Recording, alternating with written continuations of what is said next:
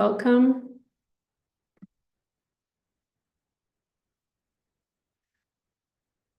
Can you please let me know on the chat if you can hear me well?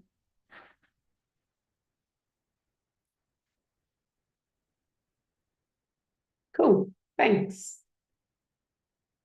Welcome back. I'm going to give a couple of minutes so people can join. In the meantime, how was with HTML? Did you manage to finish? Like you have the code ready for today? And did you find, could you do the extra homework with the lists? Tell me things.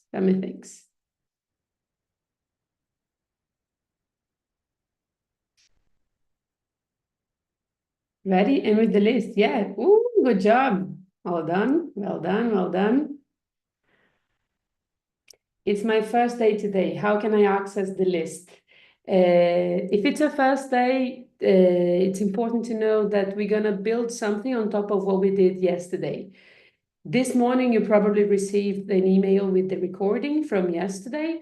I'm also gonna post it on Slack if you didn't. I'm going to post to the yesterday's recording on Slack and also today. But that's it. Today we're going to build something on top of what we did yesterday. So for those who didn't join, I can share my code so you can do it on top of mine. And then you can do your own later. You can do your own after watching the yesterday's recording.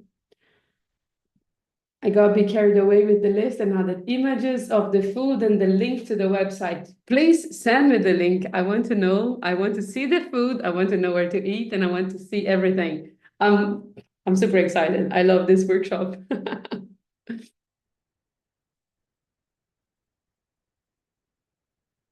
Okay, so another important question. Did you all receive the Slack invitation? If you didn't, well, I'm going to send this like, yes, good to hear this. For those who did not receive, here is the link to join. I just sent it on the chat.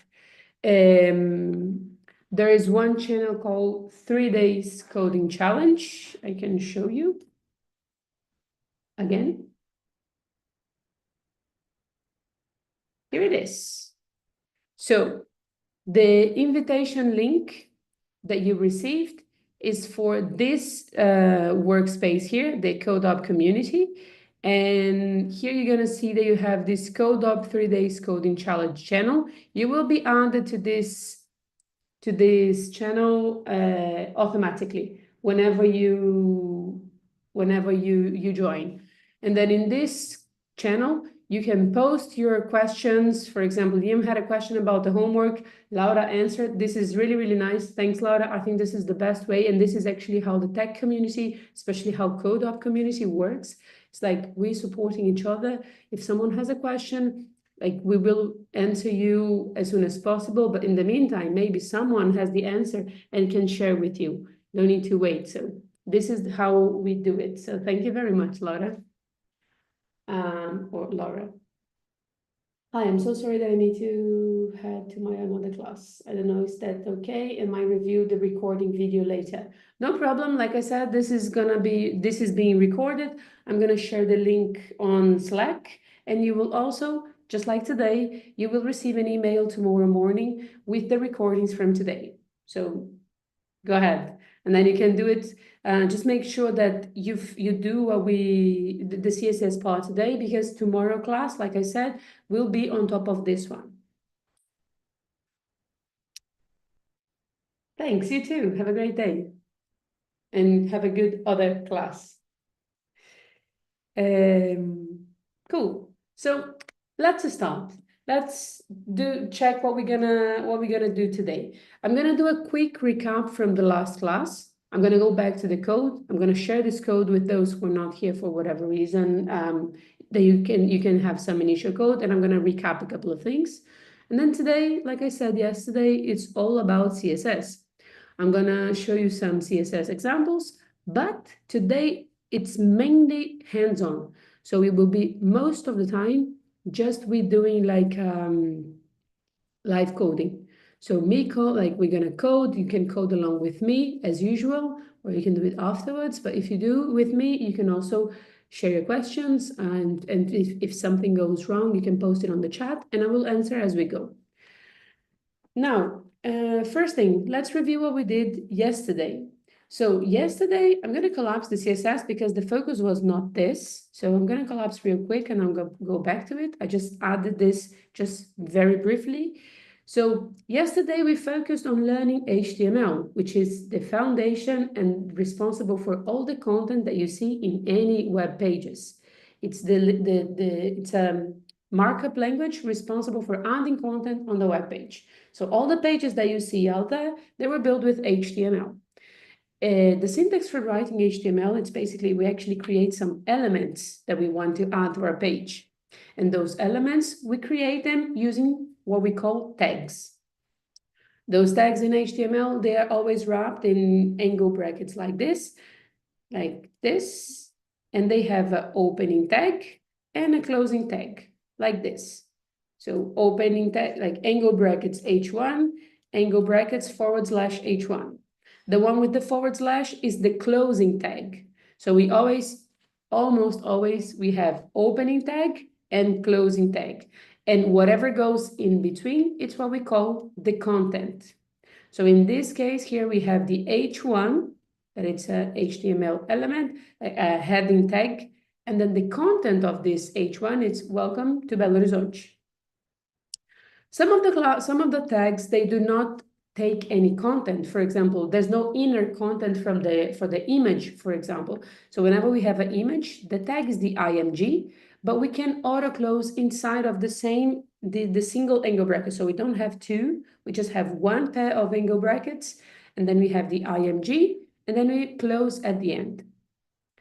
We also talked about the containers, that just the purpose is to group things. And yesterday we saw about two containers. We saw the div. So here you can see that we have the opening tag here. So angle brackets div, angle brackets / div. And then that means that this H1 and this H2 are the content of this specific container. The other container that we saw is the nav. The nav is a specific container. As you can see, it doesn't have any semantic or styling purposes, no nothing. It's just to group things really. And the nav one, it's responsible for creating navigation bar, which is this set of links that helps you navigate through the website, or to have some helpful links so you can add to your page. The other very important thing that we talked about yesterday was something called attributes. And this is very, very important because the attributes allow you to target and to manipulate the HTML elements. So for example, whenever you want to add the image, we're gonna use the img tag. And we also need to pass it. It's mandatory. You need to pass an attribute whenever you use this img tag called the src, or the source of the image. This is an attribute. The attributes, they will always go inside of the angle brackets of the opening tag. In the case of the img, we don't have a closing one, it's just one, so it will go inside the only one that we have. It doesn't need, it just make sure that it's never on the closing tag, it's never where the content is, it's always inside of the angle brackets. The syntax for the attributes, it's always an equality, and then you have the name of the attribute on the left, equal, and then the value that you want to pass to that attribute on the right, wrapped in quotes. This one on the left, you cannot choose the name, you need to use the attributes that are available in HTML. The value on the right is that literally you choosing what is the value that you want to pass. So in the image, for example, this attribute is responsible for telling HTML what is the source, what is the address of the image that we want to add. The other attributes that we talked about are the class, for example, and the ID. So here you can see that we have the same syntax. So the name of the attribute, which is class, equal sign, and then in between quotes, the value that we want. And the class, we can have the same class being applied to different elements.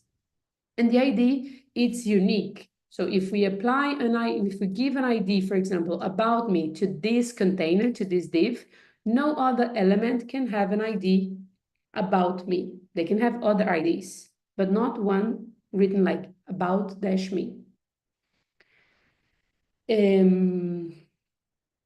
What else? What else? Here, we also talked about the A tag, which is the link tag, and we saw how to add whenever we use A tag, we have to add the href attribute, which is the A, it's basically a link. So it's you asking for the computer, like asking HTML to add a link and redirect the user somewhere whenever you click. And HTML is capable of doing this. But you need to say where to redirect the user. So the href is for this. It's where you should take the user whenever you click this link. So in this first one, I'm taking the user to this TripAdvisor link, and I'm specifically asking to open this in a new tab. So I don't want to open in my own page. I want to open a new tab for this. So that's why the target is 4. So if I click here, you're going to see that I have a link being opened, that specific link being opened in a new tab here. The other one that we have is the About Me here. We are saying whenever you click this element, this link, please take the user to the element on our project that has the ID About Me. So when we click here, we are redirected to the container that has the ID About Me. So this can help you navigate inside your own project. I'm going to share this link with you. For those that were not here yesterday, CodePen, it's a platform that allows you to write your own code. Like whenever you create your web page, you can see a combination of you usually see a combination of 3 things: HTML, CSS, and JavaScript. And then all this is compiled and is displayed on your page. You create a page with those things. CodePen, it's a playground that allow you to write those 3 codes. You can write HTML, you can write CSS, you can write JavaScript, and CodePen will read those instructions, will compile this for you, and it will add to your page. So here it's at the bottom, it's the page that you are creating. Now, some of the pages out there, they don't have JavaScript. Those pages are called statics. And this is what we are creating in this workshop. And this is those static pages. They are created with just HTML and CSS. And we are focusing in those because there are pages without JavaScript, but it doesn't exist any pages without HTML. So we're going to focus on this. And trust me, no one wants to look at pages without CSS. Definitely no. So that's why we're going to start, we're going to focus on these 2 in this workshop. Okay, for those who were not here yesterday, here is my code. So you can create an account, you can copy my code, my initial code, and then today we're going to talk about CSS. That's the purpose of today's lecture. The CSS will be applied on top of the code that we wrote yesterday. So that's why it's important that you have something. Now, for those who did I'm going to talk about the homework later on. Any questions about HTML or any doubts?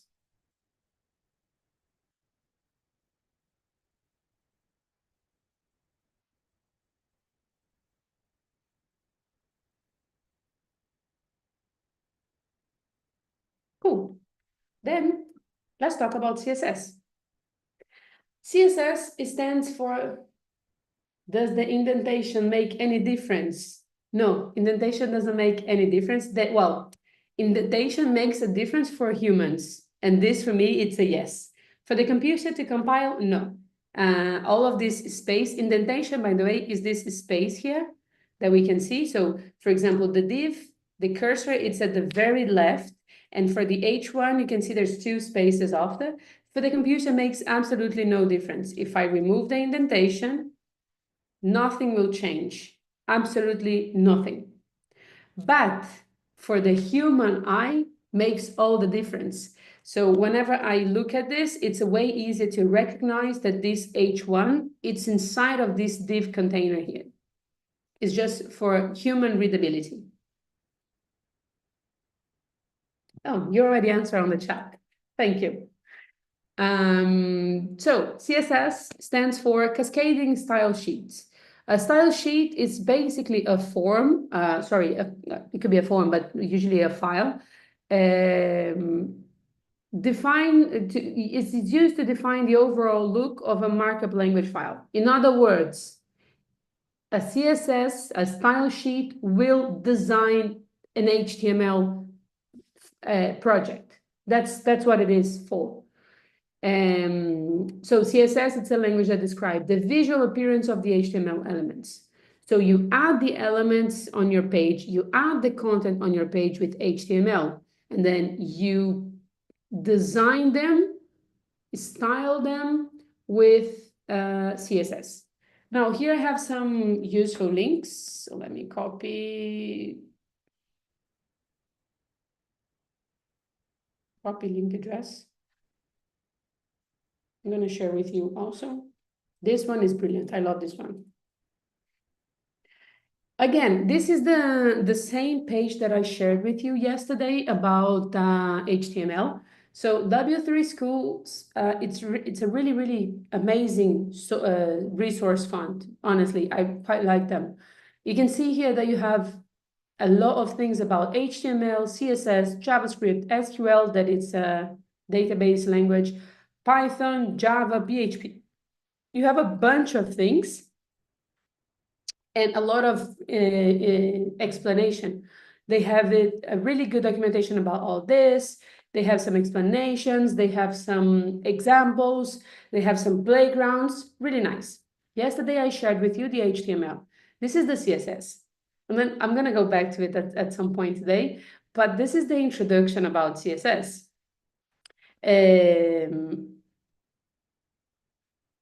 This is what the CSS demo. So I told you that the CSS is like controlling the visual appearance of an HTML.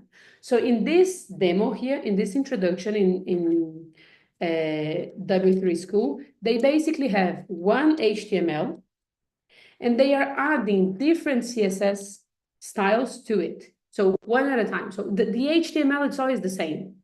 So pay attention to the content. The content is this. Welcome to my homepage. Use the menu to select different style sheets. Then here we have sidebar, blah, blah, blah, Lorem Ipsum. Same page, different style sheets. And the style sheet 1, 2, 3, 4. Style sheet 1, 2, 3, 4, no style sheet.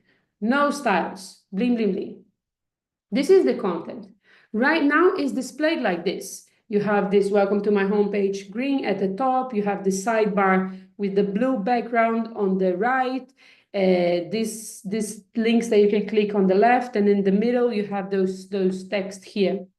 Now, if I click the style sheet 2, it means I'm going to apply a different style, like a different combination of styles to the same content, and it changes everything. But pay attention to the content. Welcome to my homepage. Use the menu to select different style sheet. Style sheet 1, 2, 3, 4, no style sheet. Same page, different styles, bling, bling, bling. 1, 2, 3, 4, no style sheets. Sidebar, blah, blah, blah. So the content, it's really the same, but it barely looks like the same page. We changed the color, the position of the elements, everything. The font, everything is different. If I go to style sheet 3, different again. Like you can see the deposition, like now everything it's on a different level. There's no things on the side. Some of them has this box with the background. The buttons are at the top right now. So you can control all this with CSS. And this is just a tiny bit. CSS is actually a very, very powerful tool. You can even have like this dark mode, and you can see that the position right now, it's also different. The welcome to my homepage, it's at the top and on the left. Here you have these two columns, like the style sheets here and the sidebar on the right, but they are at the same level. All this. And this, my friends, I will prepare. This is how it looks like with no CSS at all. It's horrible, I know. So this is just a list. Wait, this is just a list, but like, you can click on them. But you can see that this is the content. Like this is too early, late 90s web pages. I showed you this. Really, really bad. But you can see that the content, it's all here. Everything that we did, that I showed you in the other examples, is controlled by CSS. There are some other links here. Let me copy this. Copy link address. Let me send you here. This one also.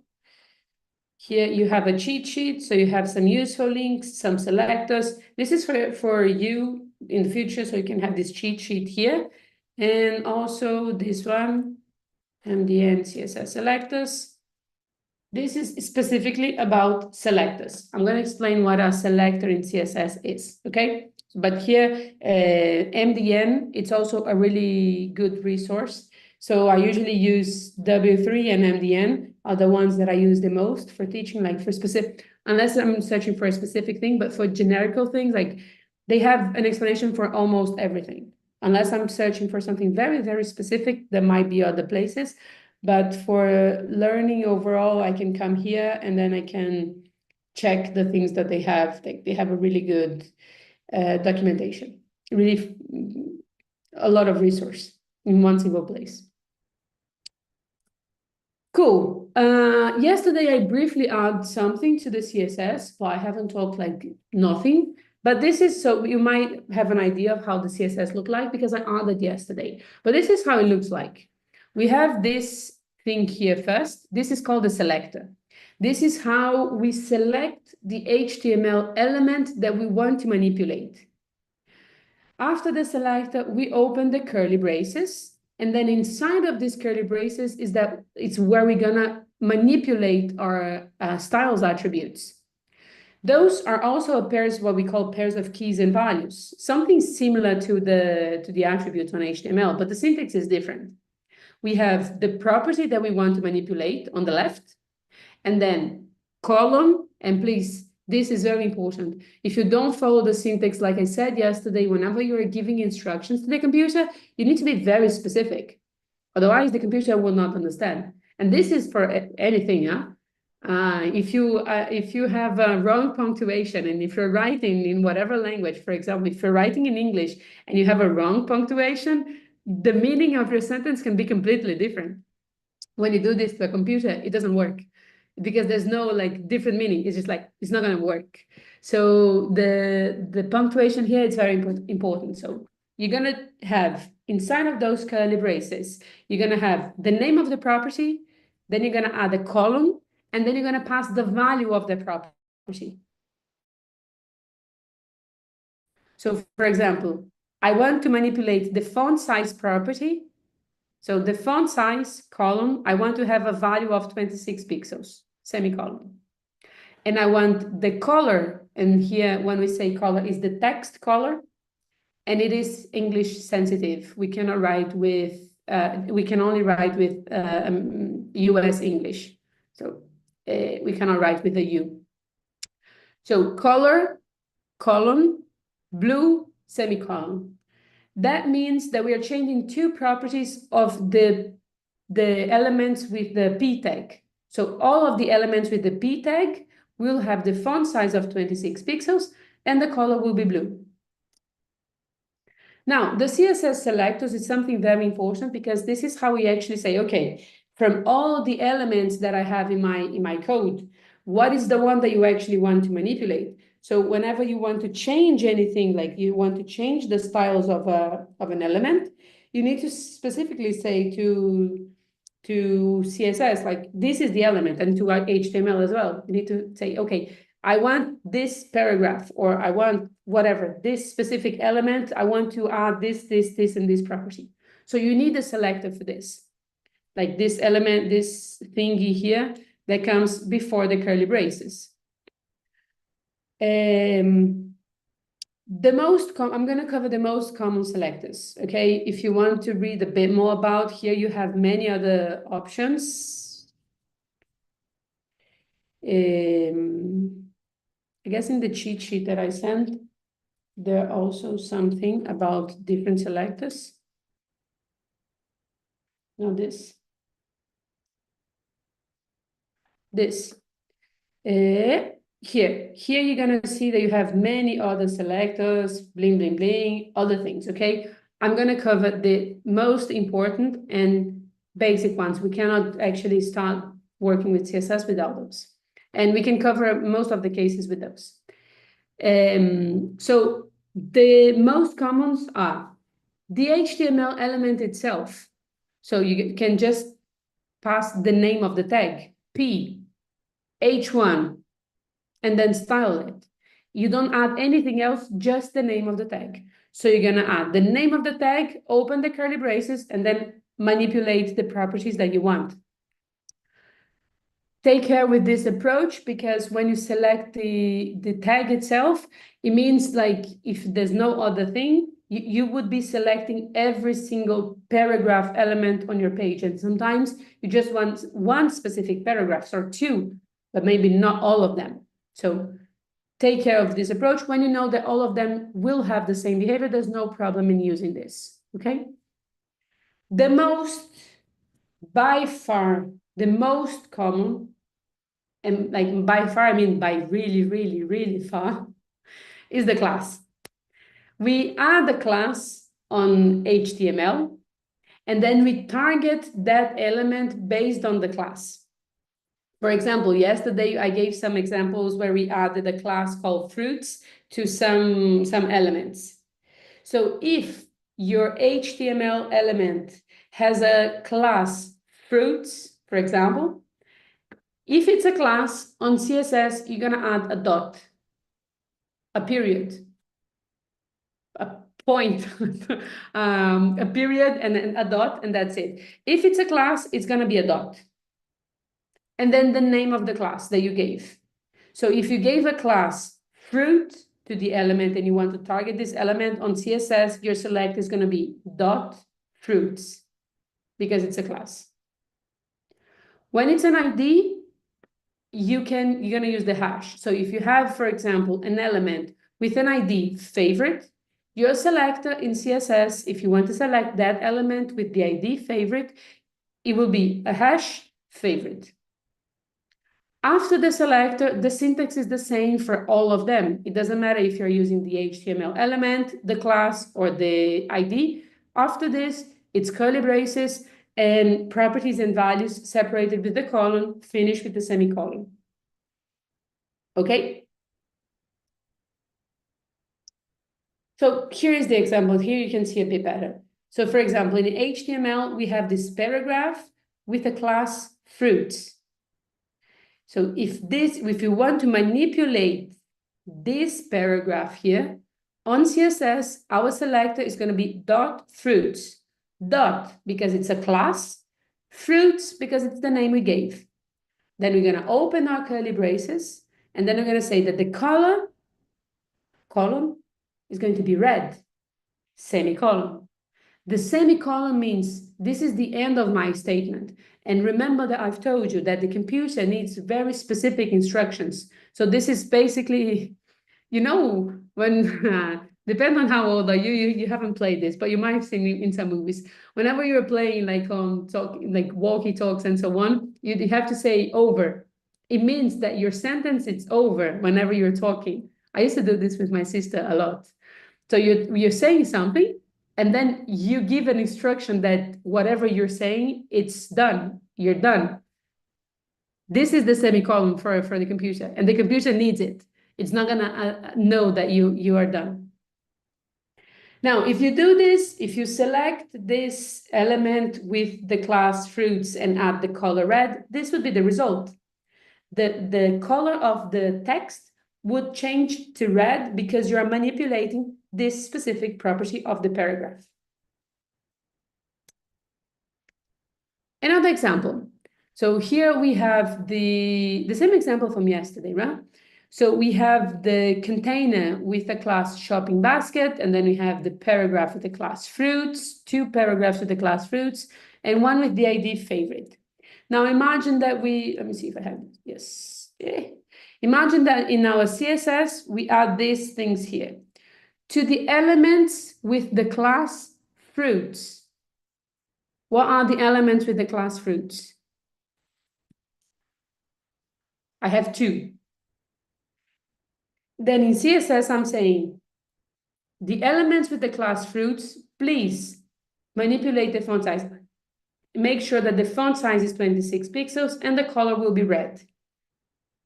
And for the element with the ID favorite, change the background color to yellow, and then the text color will be blue. And this will be the result. So here you can see, with one single selector, I am manipulating two elements, the two paragraphs. I'm changing the font size to 26 pixels. Actually, I think it should be a bit bigger. Sorry about this. And the color, which is the text color, is red.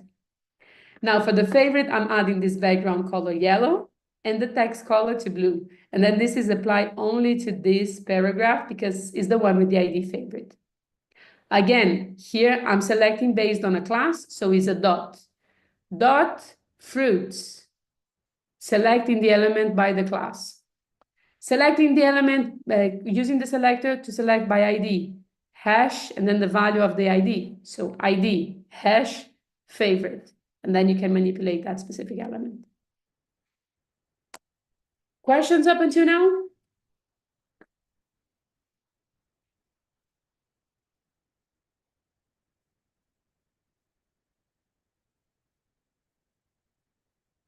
Can I add class equal to fruits for favorite? Yes, you can. Will you explain how to add a selector for a specific paragraph? You can just add a single class to that. Like in this case, I'm not selecting the paragraph. I'm not selecting based on the P. This is one way to select a specific paragraph. Here I am selecting a specific paragraph. Here I am selecting two specific paragraphs. So to work with one or two, just give it a class or an ID. And if you add the class fruits for the favorite, imagine this. This is a good question. Like, if I also had the class here, fruits, I would still add the favorite things like the background color. I would add the font size of 26 pixels, but the color, I'm adding a color for the class fruits, and I'm adding a color for the ID favorite. In this case, the ID has a hierarchy, and then it would be blue for the peach because both the class and the ID are manipulating the color, and then the ID, it's more powerful in that sense.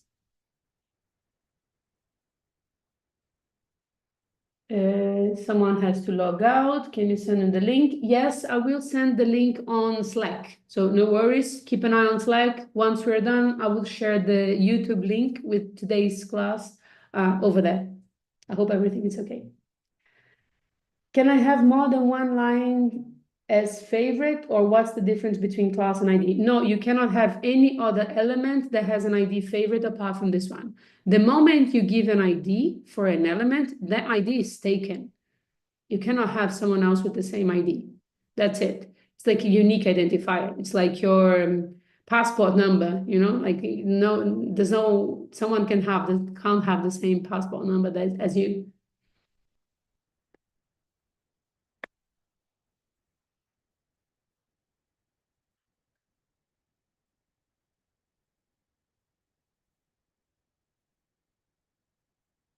More questions?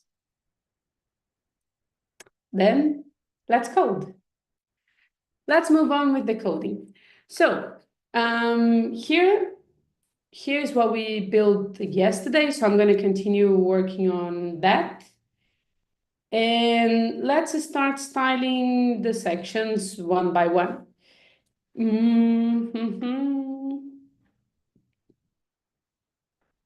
I already started the about.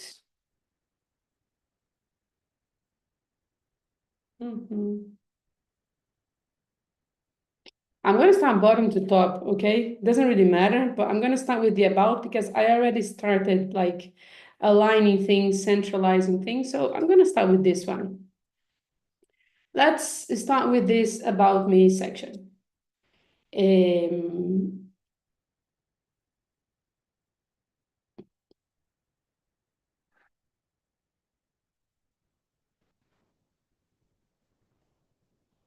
let me think this. How I'm gonna do. Okay, the first thing that I want to do,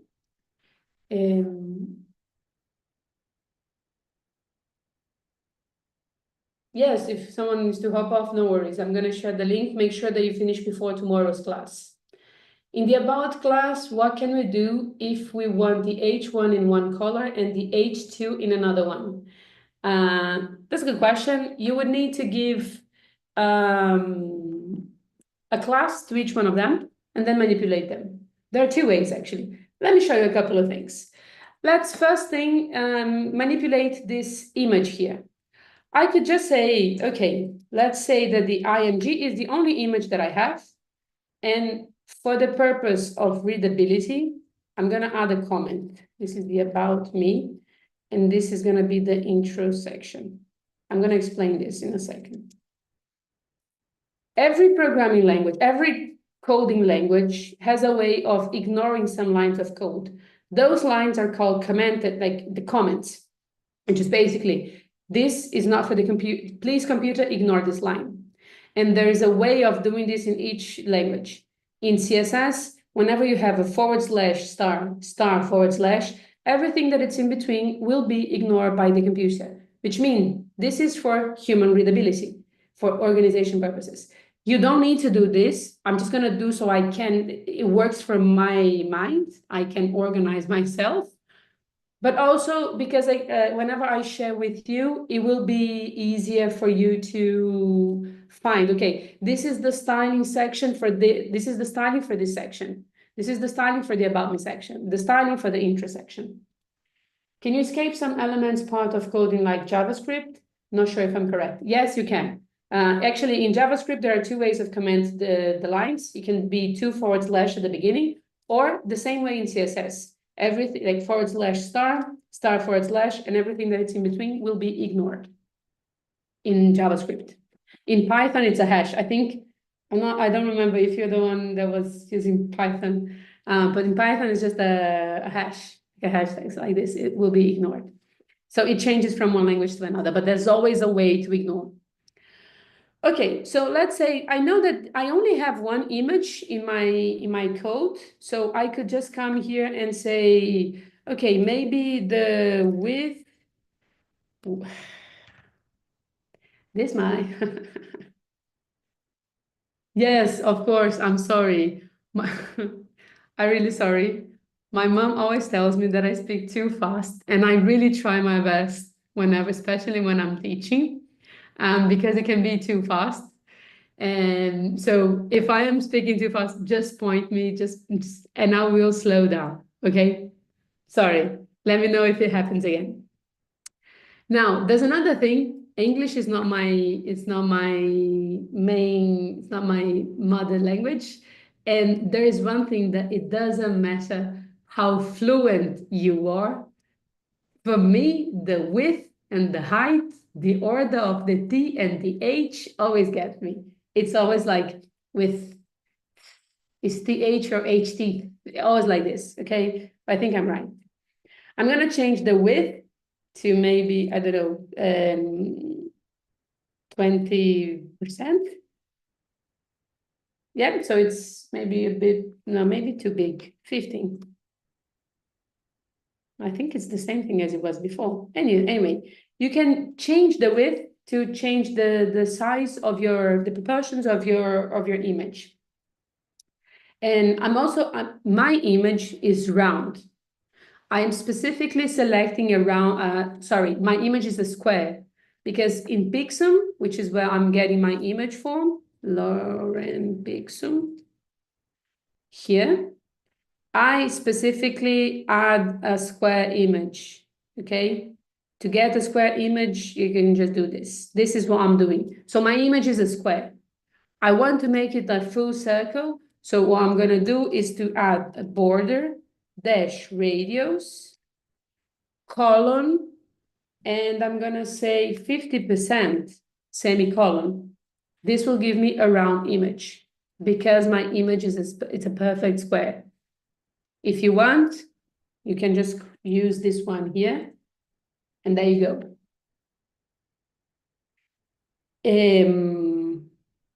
And I also would like to give some space, a bit more space between the image and the H1. So there are a couple of things in CSS.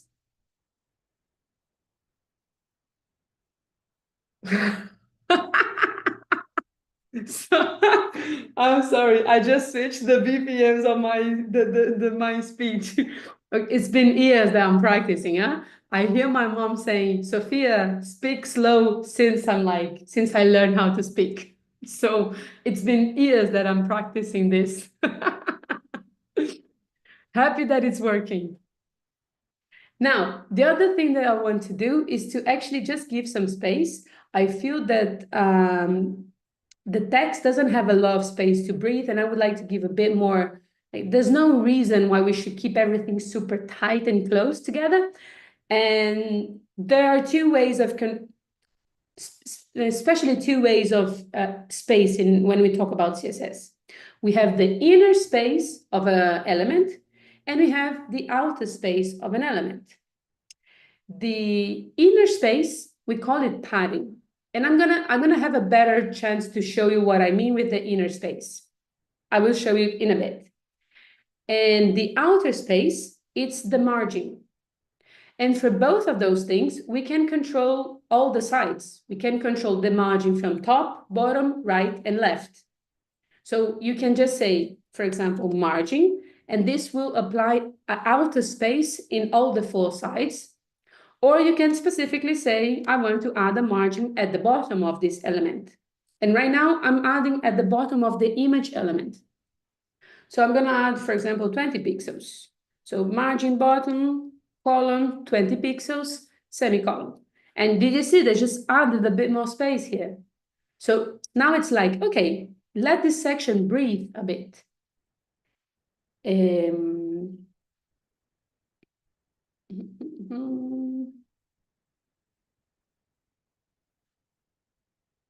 Cool. The other thing that I added here is yesterday I did this. Yesterday, I added something to the container itself. I selected the container, and the container has a class. If it's a class in HTML, on CSS will be a dot, a period. This is how we select. The name of my class is about. So I'm going to do dot about. This is what I did yesterday. One second. And then the other thing that I added, I'm saying, please add a property called text align and give the value of center. When I do this, I'm specifically adding to add this. This is going to be applied to all of the elements inside of this container. So instead of applying to the image, to the H1, to the H2, to the paragraph, I add this to the container, and everything will be centralized at once. Boom, one command. That's why containers, my friends, are beautiful, because for positioning specifically, like, it's the best thing that you can do.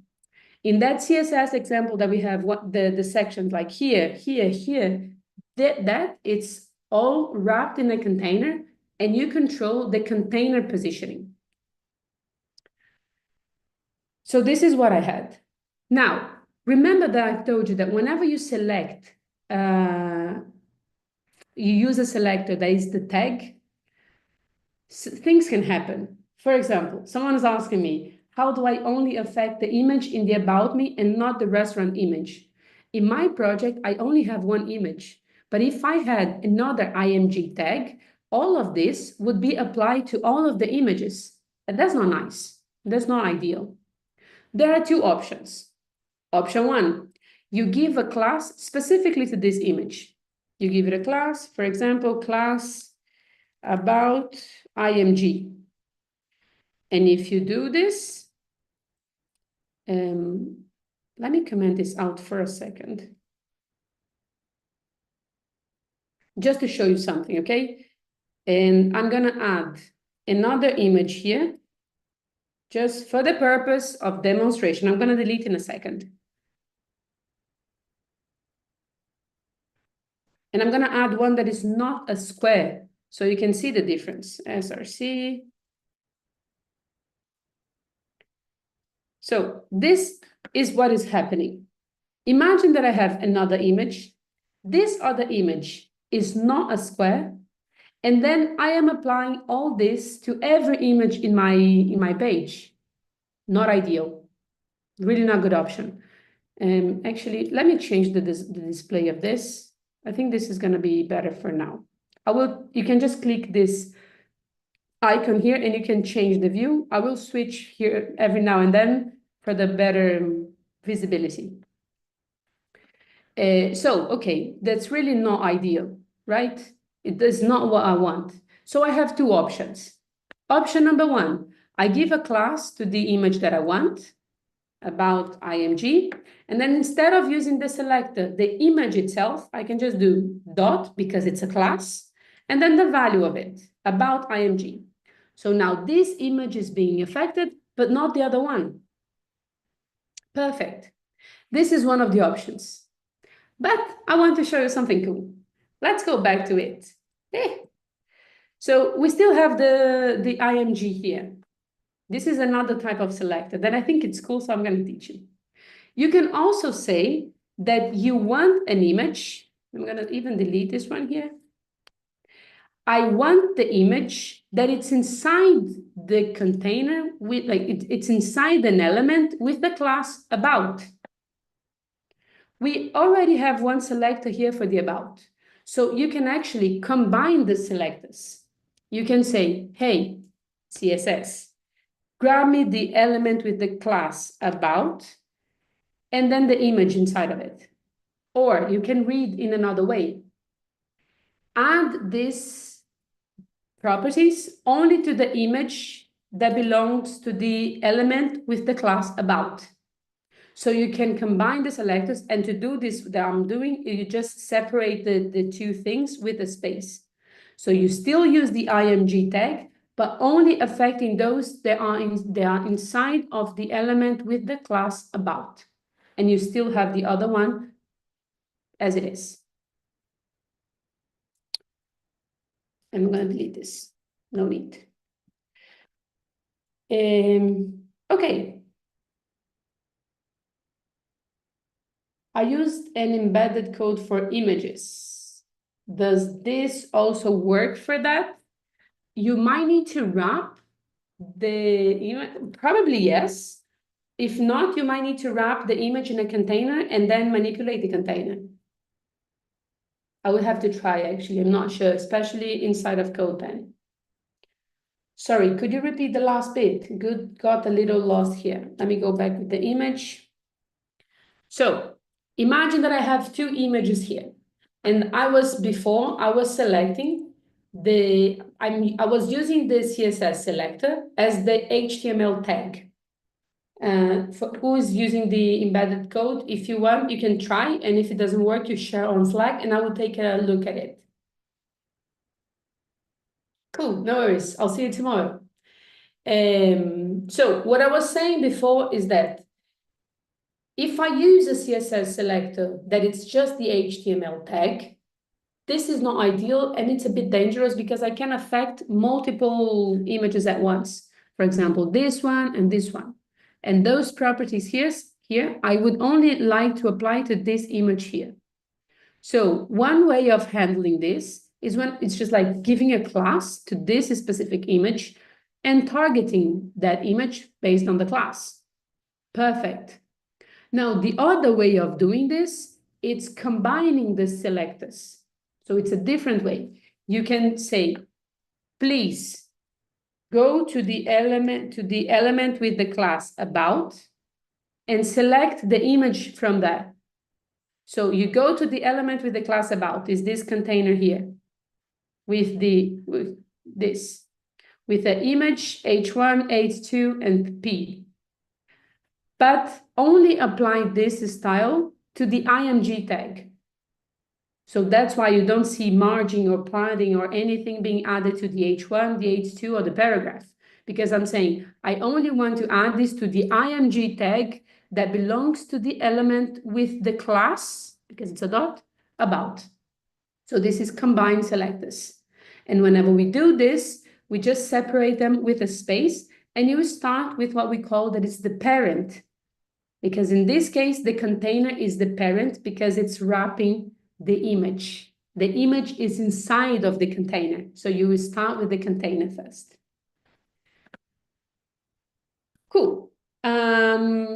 Now, this section here, I'm not going to work too much on it. I'm just going to leave it like this. I might go back for one thing in a bit, but I'm going to leave it here because the thing that I want to work the most with you today is this first section here, the introduction section. Because we didn't add anything, I mean, it's just this, and I want to add a lot of things to this section. Now, what I would like to do really is to have like a really cool background image and centralize this text and then have like an image of my city on the background. So it's a bit more appealing, you know? So for the intro section, let me see something. For the intro section, maybe I'm gonna change this again and I'm gonna leave it like this. So we can work on this. I already have this height. It's not bad. I can actually leave it, but I'm actually make it even higher. The first thing that I'm adding, I'm going to make 800. The first thing that I'm manipulating, I'm selecting the container intro, the entire container like this. And I'm giving it a height. So I'm selecting based on the class. If it's a class here, I'm giving a class intro. And here on the CSS, because it's a class, I'm going to use a dot, so dot intro. And I'm giving a height, colon, 800 pixels, semicolon. Now, one thing that right now you are starting to code, if you're not really used to CSS, there are two things important here. First, you don't need to remember all the properties by heart. Honestly, I don't. There are many properties that I need to Google sometimes if I don't use them often. All of those that I'm using here, yes, I do remember, but it's because I use them daily, basically. I'm always working with those properties. But at the beginning, I don't expect you to remember. How is it written? Is it border radius, you know? Maybe you don't even know that you can control the border radius. So like checking someone else's code is really good because you're gonna discover those properties. And for me at the beginning, it was really nice. It was like, okay, that there is a border rate I saw somewhere. And then I said, I thought, okay, there is a border radius property, which means this is something that I can control with CSS. The next time I had to remember the name of this, I couldn't remember, but I could Google because I knew that this was possible. This is one thing. Cheat sheets are your best friend. Second thing, in Google, trust me, Google, it's always your best friend. If you work in tech, Google is your best friend. Second thing, I don't expect you to know by heart, for example, how many pixels should we add? And at the beginning, I'm not kidding. I was like, okay, I need to add some height. Am I talking like 20, 200, 900? I had no clue because it wasn't something that I used to kind of work with. So honestly, here, what you do is just like test. This is 80 pixels. That's very small. Then you just do 200 maybe. Let's see. It's not exactly. So you just test until you get the things that you want. Okay, play around with it. Will it work with adding an ID to individual images to edit in CSS? Yes, it will. How do I align the IMG to the center? Well, in my case, what I'm doing here is that I'm actually centralizing everything. So I'm centralizing the container itself. So the about container, I'm giving a property called text align and passing a value to center. That's why I have everything from this container, like the image, the headings and the paragraph, everything centralized. Now, the other thing that I want to do here in this intro container, apart from the heading, is to add a background image. I would like to have an image of my city here. And then yesterday, we learned how to add images with HTML. There is also a way of adding background images with CSS, which is beautiful because it will be on the background. I still can see things on the top. And then there's actually a property in CSS, and I want to add this image in this container, in the intro container. it's called background-image. Pretty straightforward, huh? Column. And then, yes, like on HTML, if you add the image, you need to say, this is the source of the image. And then you do this with the src property. In CSS, it's a bit different, the syntax, it's like this. This is the URL of my image. And then you open the parentheses, and without quotes, without nothing, you're gonna paste the URL of your image. Two things. If you're adding an image from your computer, is the same thing. You would just write it the same way, and you will pass the path to the image right here. Again, this is not possible in the free version of CodePen. So we will be working with URLs. So you could just go to whatever and copy the URL that you want, like maybe a landscape is better. I'm going to use my own because I have an image from my city, okay? But you would just right-click and make sure that you copy the image address, not the image. Copy the image address, and if you want to make sure of it, by the way, on Splash is a cool page that you can get nice images for free, like free to use. Right-click, you can see the image address here. This is the image address, not the image. It's the address on the web where this image lives. So once you have this, I already have one from my city. So just let me copy here. And I'm going to share with you if you want to use one just for now. The moment I paste my URL here, boom, I have my image. Beautiful, huh? Quite nice. Many problems, I know. I will fix them in a bit. So please bear with me just a second. It works. It's so cool. I love this. And the cool thing is, look, the text is over the image. So that's really nice. Now, a couple of things that I want to fix here. If for whatever reason, no, actually, let me actually make sure my image is a bit bigger than this. Why is mine several copies of the same photo, like a collage?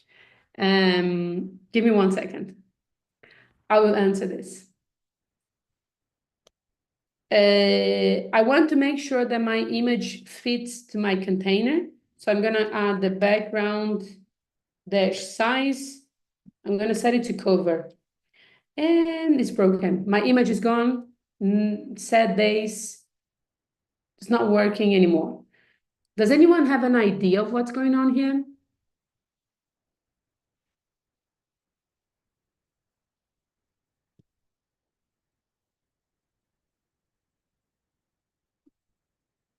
I will tell you.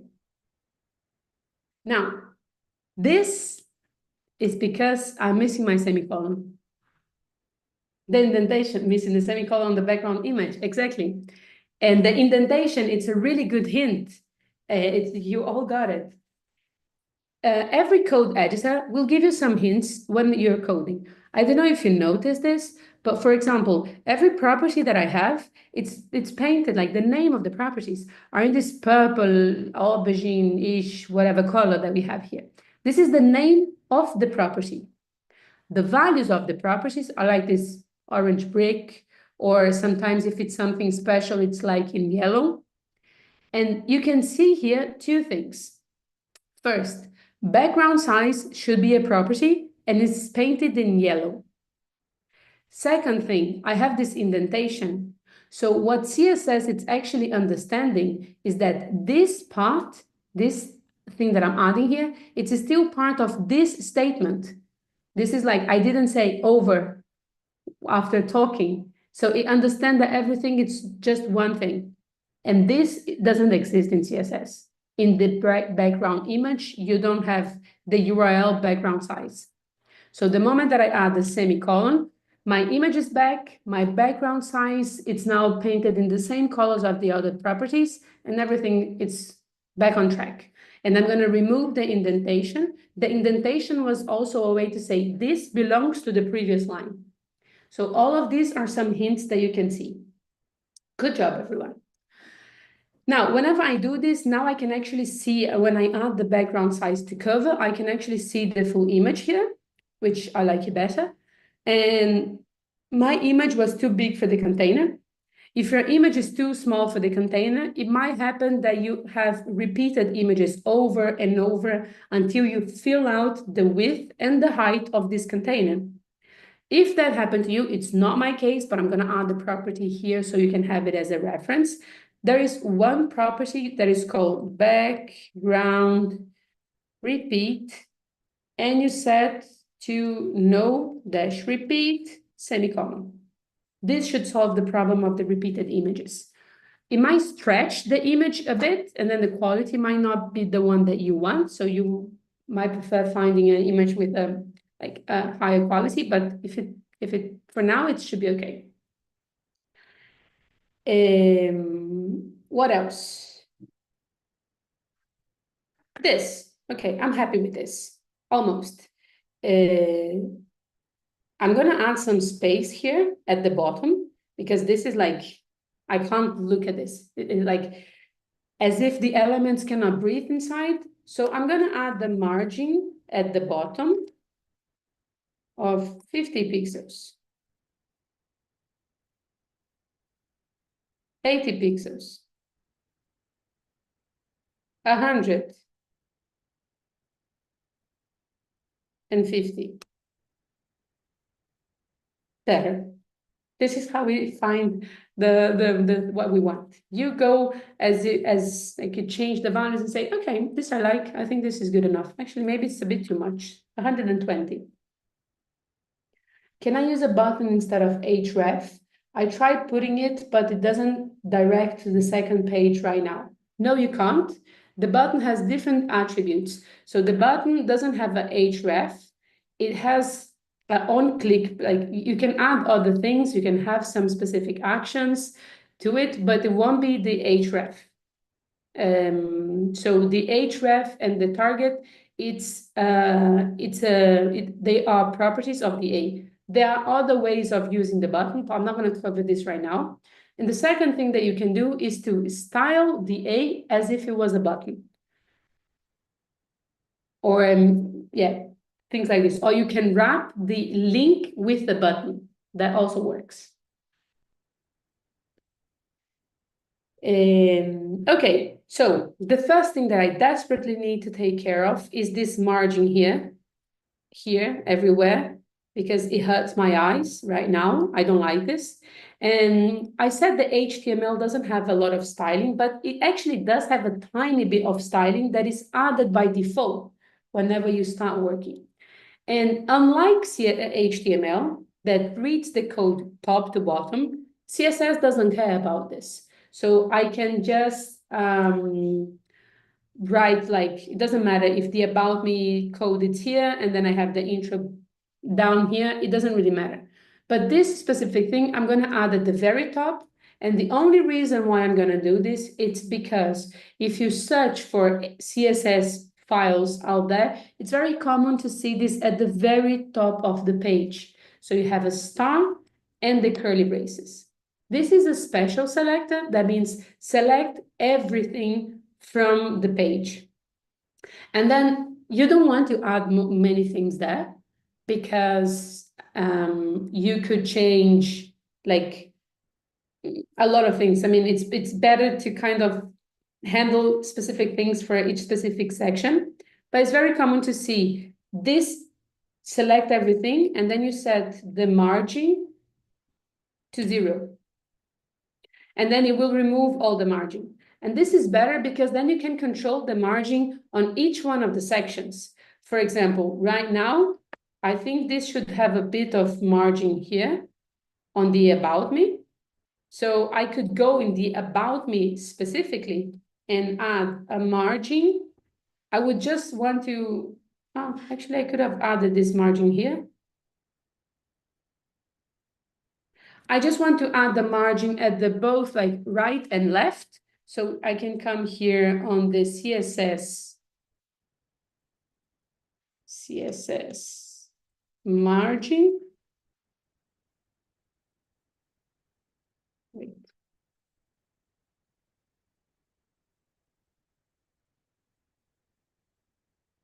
here.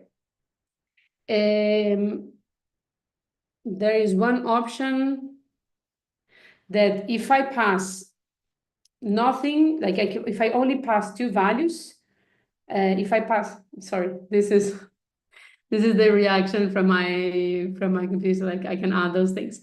So if I just have margin, for example, one value, it will apply to all the four sides. If I have margin and then I pass two values, the first value will be applied to the top and the bottom. The second value will be applied to the left and the right. This is actually what I want. There are other options, for example, top, left and right and bottom, and then you can pass all the four sides, or you can have them individually. But this is actually what I want. I don't want to add nothing to the top and the bottom, but I do want to add some to the left and the right. So I'm going to go with this option here. And here at the about, I'm going to add 0 at top and bottom, and maybe, I don't know, 80 pixels for right and left. And then there you go, you have a bit of space on the sides. So when you remove the margin from everything, you can control the margin in each one of the sections. In the About Me, it makes sense that I actually have this. But in the intro section, I don't want the margin. I actually want my image to take the full width of my page. Now, someone asked me if I can change, how can I change the background of the entire page? Two options. You can wrap every single thing in one only container, like this. And then you give it a class to this container, and you add the background image to this. Actually, stick to this option, it's the best one. And then you do the same thing, but instead of one specific page, you wrap everything in this container and just add this image to the container. There's one tag called body that you can also use, but since we're not talking about this, creating a div, wrapping everything, giving it a class, and then style that wrapper, it might be better. We can even call it, like, give it a class called wrapper. Okay, now we're getting there. I have my image, I have my width, the width that I want. Now I would like to start working with this text here. And I would like to centralize the text. I would like to have the text maybe written in like white and have a black background that we could see through. So I'm going to start working with it. Now, the thing is, this is an H1 and an H2. And I could do intro.h1 and h2, but that's too much of work. And I can't specifically work with this container intro because this is the container holding like the background image and all this. So I have two options. Either I target them individually, or the best option, because I want to move them together and do things with the two of them, is to create their own container. So what I can do, it's actually wrap this here in one container, div /div, and I'm even going to add the indentation here. And then I'm going to give it a class to this container that I'm creating for the title in the intro section. So I'm going to give it a class called intro title. Very creative, impressive. Okay, now I have a class just for this. I created a container just for this title. So I can manipulate just that. If it's a class on HTML, on CSS, it's going to be a dot. The name is intro-title. Curly braces, and then we can start working with it. The first thing that I want to do, I want to centralize vertically and horizontally. I'm going to centralize horizontally first. So we already saw this. So I'm going to add the text, align, and I'm going to pass the value center, horizontally centralized. The second thing that I want to do is to change the color. I would like the text color to be white. So I'm going to change the color to be white. Good. And I want to add a background color to be like a black that you can see through. I could just do background dash color. There's another property we saw on the slides. I could set to black, but this is so ugly. This is really bad. Now, there's one thing about CSS. There are two things important about CSS. One of them is that sometimes you're gonna change things as you go. For example, you saw that I was not touching the About Me section anymore, but then I changed the margin thing and I had to come back here and fix something different. The second thing is trust the process. Sometimes it looks really, really bad, but it will improve. Sometimes you are working is like, not sure about this, but you fix one thing at a time and you get there. This background here looks awful, really bad, I know it. So instead of actually writing the color like this, I'm gonna write in a different way. Here in the CSS, if you go to the colors, you're gonna see there are a few options on how to manipulate the colors on CSS. One way is the way that we've been doing, which is basically writing the color name. And then you have actually 140 color names that you can use. So you can just write like tomato, slate blue, medium sea green, and this would work. The other option is the HSL, which is, it basically stands for hue, saturation, and lightness. And the way of writing it, it's instead of writing black, for example, you do HSL, parentheses, and you pass one specific value for each one of those properties. You have the hex colors, very common. It's a combination of red, green, and blue. It's a combination of numbers and letters. And then you just pass a hash, and then the combination that will create a color for you. Obviously, you don't need to know the hex colors by heart. There are thousands of hex colors generator, thousands of color palette for your page, for example, that they give you suggestions of color palette, and then they give you the hex color for each one of those. So you don't need to know this by heart. But just so you know, depending on the amount of red, green, and blue that you have a different color being generated. And the RGB, it's kind of the same. So it's pretty much the same. It's red, green, and blue. But the way of writing, you just write RGB, and then you have a parenthesis, and then you pass the values for red, the value for green, and the value for blue. And if you do just zeros everywhere, it's going to be black, for example, like this. This is how you add. Now, the cool thing about the RGB is that you can also add and manipulate another property, which is the alpha. The alpha, it's basically the opacity. So you can give some opacity to your color. And it's a parameter that goes from 0 to 1, where 0, it's a color being fully transparent, and 1, like completely solid. So for example, here, this is the color. I'm going to show you the black. This is the black with 1. It's the same thing that I have when I write black in the color, with the alpha being 1. And this is alpha being 0. And you can see that it's like, if I actually pass, for example, 0.4, it is not gray. This is actually black, transparent black. So you can see through. You can see through when you use the alpha. And this is actually what I want for my text on the intro section. So I'm going to copy this color here. And I'm going to change to depth. Ha! Way better, huh? Still some problems, but we're getting there. The other thing that I want to do is that it feels like the text cannot breathe again. You see that like this is my background color, and the text is like barely there. It's almost like there's no space left.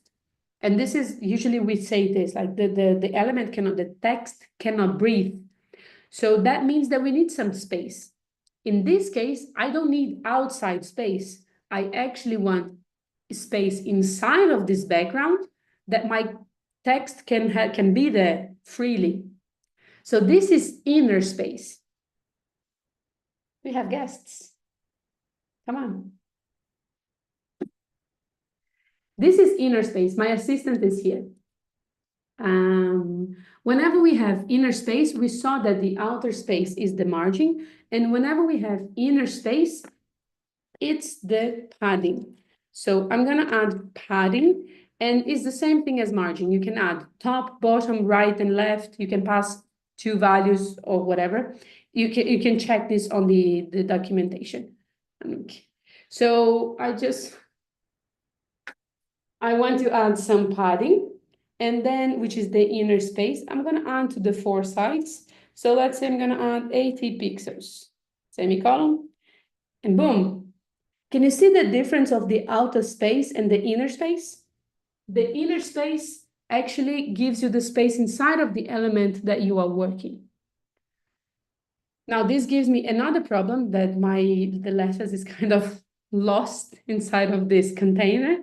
So I'm just gonna change the size of my font. There is one property called font-size. And I remember someone asking me yesterday how to change the font. There's one property called font family, and then you can change the values to give the family that you want. So I'm gonna add font size maybe 30 pixels. Too big, 25. That's enough. So that's it. Now, the last thing that I'm missing that I want to do is to centralize this section, this title vertically. And there are many ways of doing this, but the easiest way for me is just adding some space at the top so I can push this text a bit down. This is what I did with this entire section. I added some space and push everything down. Now, the thing is, if I add, for example, margin at the top, let's say this, like 200 pixels, oops. This is what would happen. It would add an outer space outside of this container. I don't want this. So maybe it should be an inner space, padding top. Not good either, because then I'm just adding this inner space on this black target, this black background that I create. So maybe instead of adding this here, I'm gonna say that I want to keep this inner space in my main container, this one here. So if I move this here and add the padding top, maybe 300, like here, this will push this down. So it's now kind of in the middle, and I'm actually happy about it. You can see it like this. Let me change the view so you can also see it like that. This. Cool. I'm happy about it. It's kind of centralized.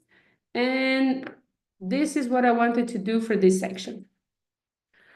Now, the last thing that we're missing to style is, let me see if this still works. Yes. I want to style the nav bar. So this is what I'm going to do now. So I'm going to come back here. I'm going to give it a class to this nav bar because I can style the entire container. My nav bar. And I'm going to style this. This is going to be the nav bar. And again, in CSS, this is a class, so dot. The name of my class, it's my navbar. And I'm adding the my because tomorrow I'm gonna use something and I don't want to call it just navbar. I'm thinking ahead. The first thing, maybe I should also add like something similar to this, a navbar that you can scroll. Oh, actually, maybe. Before I do this thingy, there's one option that you can freeze, like you can fix the image. I'm gonna show you this real quick, huh? This is fun. Here where we have our image, we can actually add a background attachment, and we can set to fixed. Look at this. So you scroll, but your image is always there. This is pretty cool. So up to you if you want to get the background attached or not. Going back to the navbar. You see, CSS is like you get this little by little, but then things take shape as you go.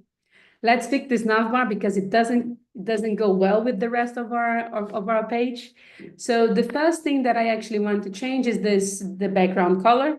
So I actually might maybe just copy this because it would be kind of in the same color palette. But maybe do 0.5, bit darker. There you go, that works for me. And again, the nav bar, it's usually a small container. So the links are just like, hey, please excuse me, let me stay here. So I'm gonna add some inner space. Not much, like 10 pixels, it's enough. So we can breathe again. And then the other thing that I want to do, I have all this space left here and I'm not using, like all my links are here glued together at the left. And I just would like to spread them over this container. So there's one thing called Flexbox in CSS. And this is pretty cool. I'm going to share this link with you. The Flexbox is basically something that we can use to control the layout that allow you to create a flexible container. Whenever you have a flexible container, you can control many properties. Sorry, it was my other assistant. You can control many properties, both for the container itself and the items inside of this container. So I can control the direction that this element will go inside of the container. I can control a bunch of things, and I can control how to control this, I can control the space in the container, how to use this space, how to spread my elements inside of it, which is precisely what I want. When you use the justify content, it will define the alignment along this main axis. How do you want to align your elements inside of it? And you can do, for example, space evenly. Spread the elements evenly in the space. This is what I want. Now, whenever I use Flexbox, the first thing that I need to say, like to do, is to make my container flexible. So I'm going to do display flex. And from this moment on, I can use all the Flexbox properties. So justify content, space, evenly, for example. And with one single command, I have them all spread like this. Now, real quick, just to finish, I'm just going to style the links itself because it doesn't look nice. So I only have the links inside of my navbar.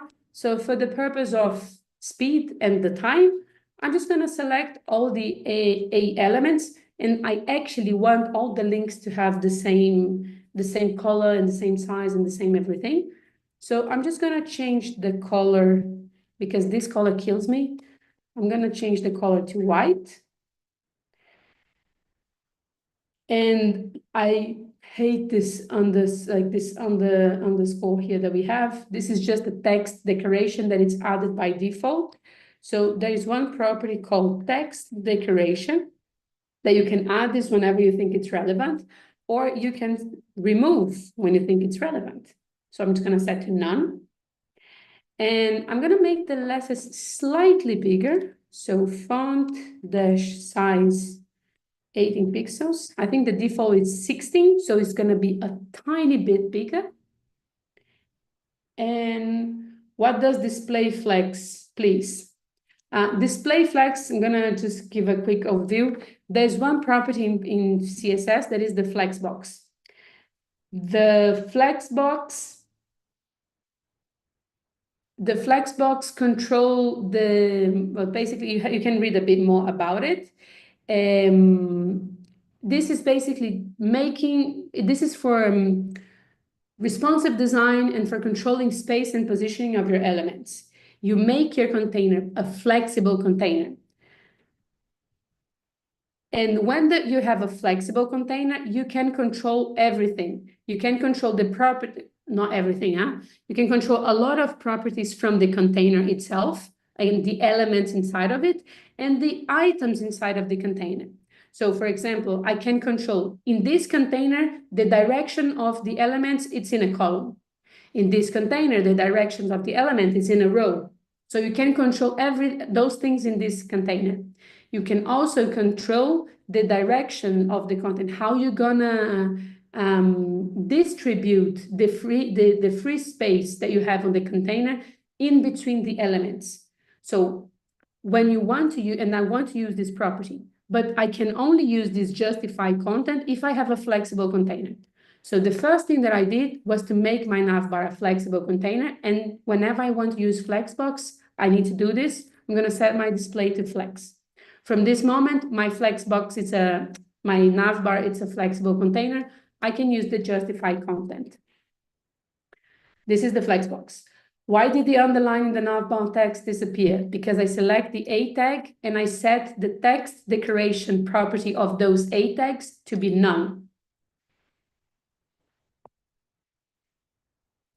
And last thing, I promise, because this is also cool, there is one thing that we can do that it's, you can add some classes only when something specific is happening. Those are called pseudo classes.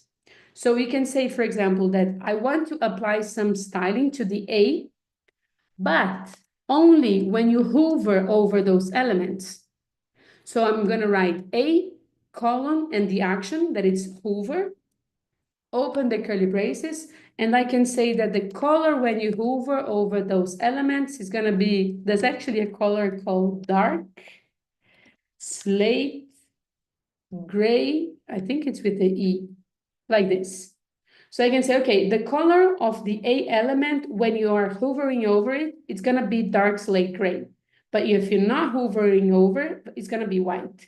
And this is the result. So you actually get some, this should be actually maybe a blue. Let me get a dark blue. Where is the CSS? I changed the, was here, hex. Let's get a blue color. I'm pretty bad with this, loads of blue, maybe darker.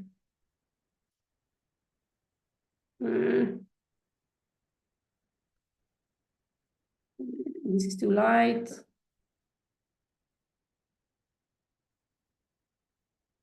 Too dark, maybe this. Okay, let's see if that works. I'm gonna set to this one here. Oh, horrible, really bad, needs to be darker. But I don't know how to, dark blue hex color.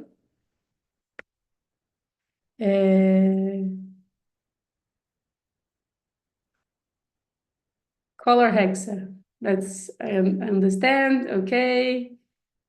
Okay, this actually works. Let me copy this one here and change it here. That's fine. I'm happy about this. Navy blue might work. It's how you write navy blue. We can also try this. Let me see. Navy blue.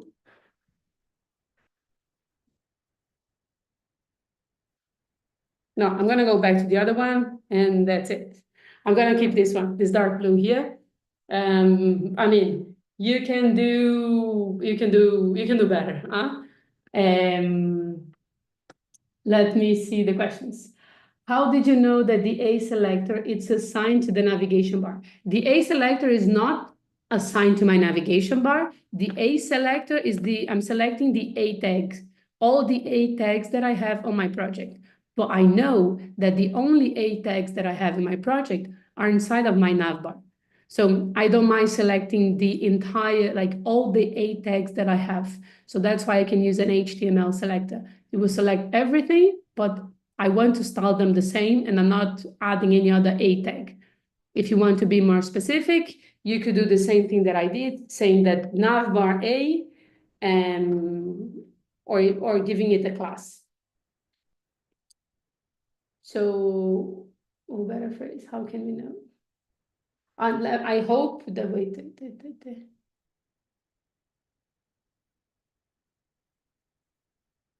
Thanks, Carlos. If you get a better color, please send to me because this is not ideal, but it will do the job for now. Could you please show your code for the image in CSS? Of course. This is my image in CSS, this one here. Cool. Let me save this and then I'm gonna share this with you.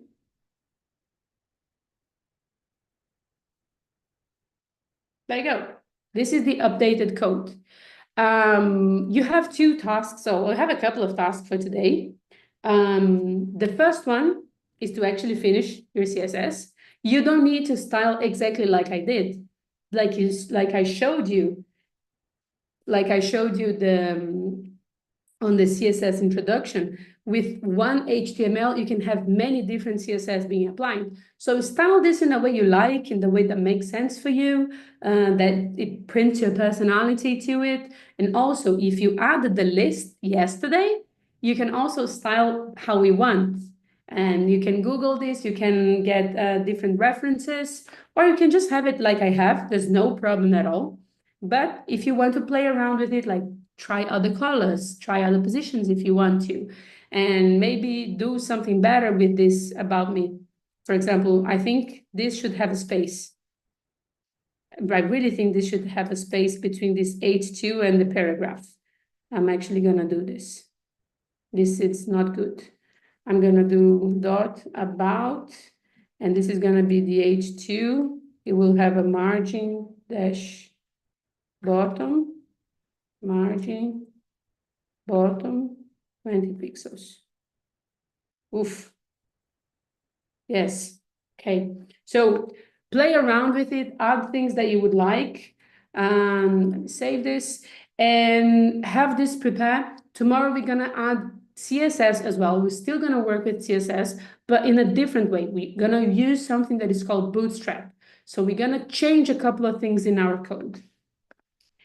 Where can I find the video link of the presentation before tomorrow? I'm gonna share this YouTube link on Slack as soon as we finish, because I'm streaming this. So I'm gonna send in 5 minutes the link, and you will also receive an email tomorrow morning with it.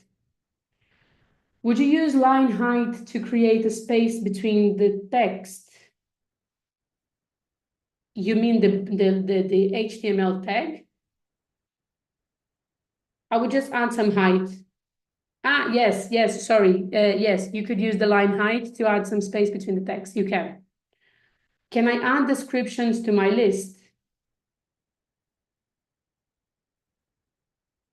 Sorry, I'm not sure I understand the question. So you can add elements. You can have a UL or an OL for the list, and then you have the list items. And then you can add whatever you want and style this. However, I'm not sure I understand the question, sorry.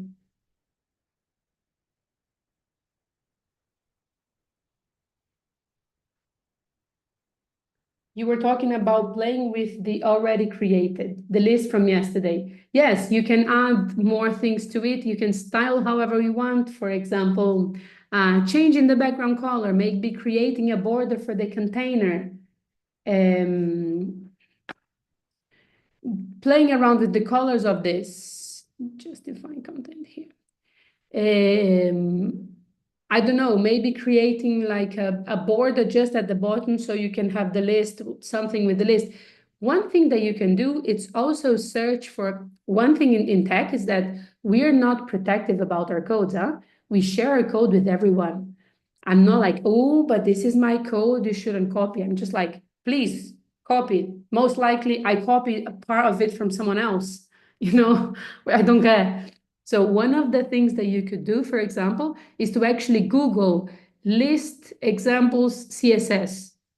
And then you can find the list styled in a way that you like. And then you can copy and paste and apply this to your own CSS and to your own elements. So you will need to check what are the things being applied and then add this to your own project.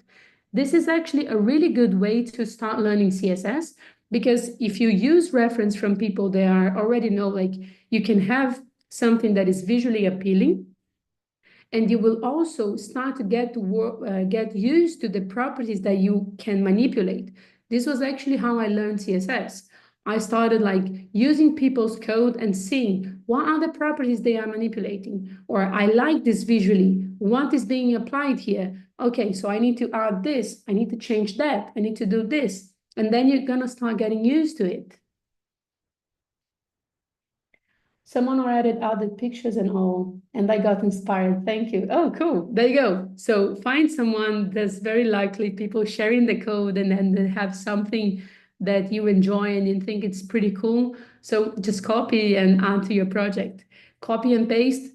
It's a really good practice, especially when my advice when I'm 100% up for copy and paste, huh? But make sure that you know exactly what you are copying and where you are pasting. If you know those things, you're going to learn a lot with copy and paste. If you pay attention to what you're copying and where you're pasting, you're going to have a good result and you're going to learn a lot in the process.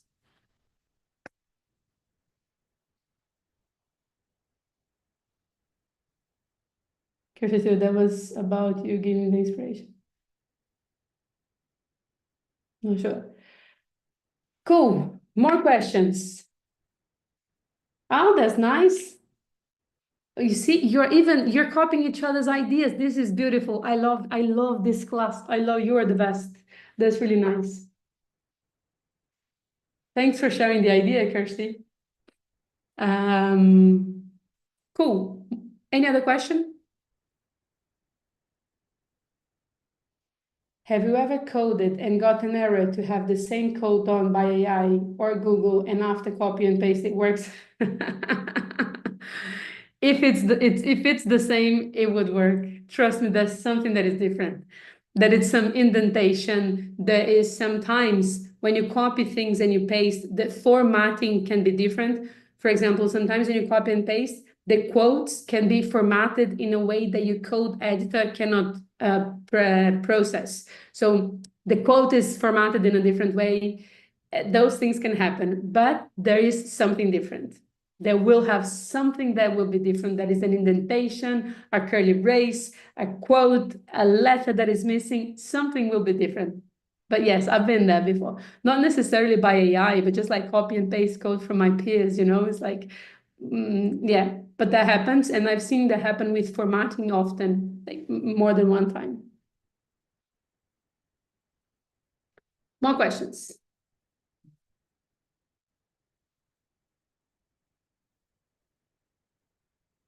Cool. So you already have my code. I'm also going to share this on Slack. This is your task for tomorrow. Where can I see fails? Inside the code, and you might be able to see here. I don't think in the console.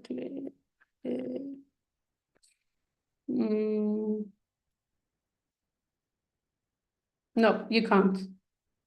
I don't think they show. If could have something here in the console, if something crashes really bad, but I don't know if HTML and CSS. Let me see if they're gonna. It's just gonna crash my entire app. It's not gonna give me anything, any errors. Or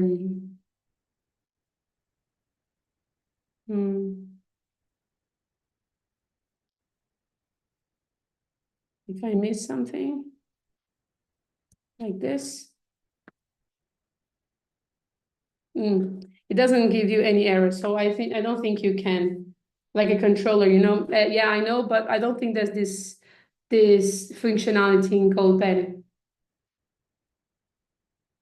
Can you please repeat what the homework is? Sorry, the dog rang. No worries. Your homework is to get the CSS done, and you can make a better work on this about me. And if you also have the list from yesterday, you should style this in a nice way. I haven't touched the list, so you could, for example, Google some examples and then style the list on your own way and print your own personality to it.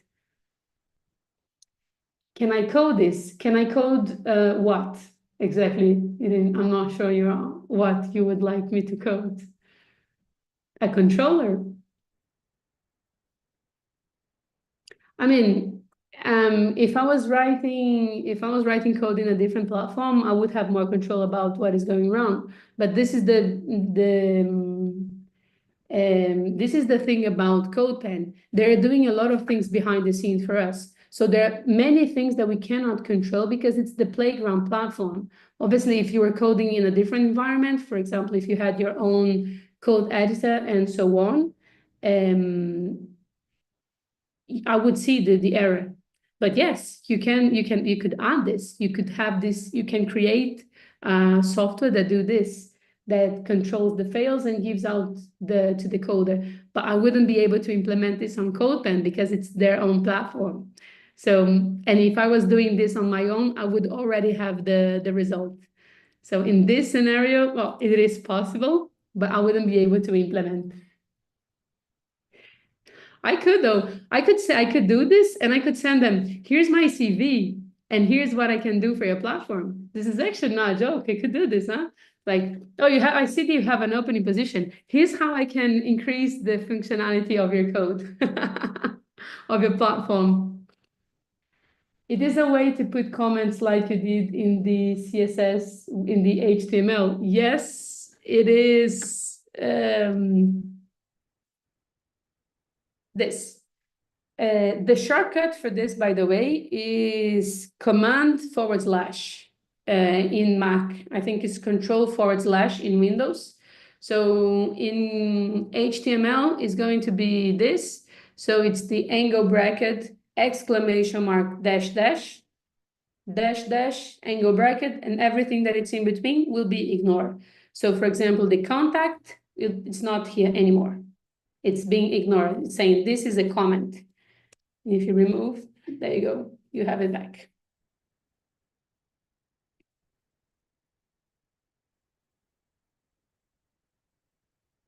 Cool. What's the shortcut again? Well, for my keyboard is Command / It could be Control /. Sometimes the / change in the keyboard, so it might be Shift, Control, and 7. It will change depending on your keyboard. But in mine, it's Command /. Thanks, everyone. I also need to go. Thanks, everyone. I'm looking forward to see you tomorrow. If you need something, please ping us on, write something on Slack. I will keep an eye on, and looking forward for tomorrow. Have a good evening, morning, day, like night, depending on where you are, and see you tomorrow. Bye-bye. Where is this? I need to stop this.